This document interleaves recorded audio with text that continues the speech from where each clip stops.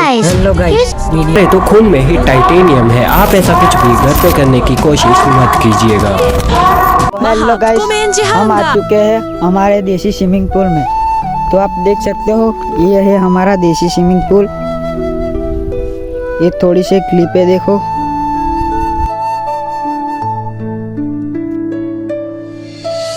हम फाइनली नदी पे आ चुके हैं हमारे देसी स्विमिंग पूल में।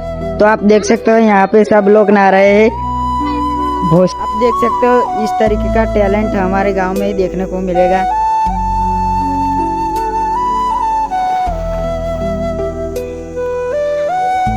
आप देख सकते हो बहुत है हमारे पास, बहुत यूनिक स्टाइल से अंदर की साइड गिरते हैं।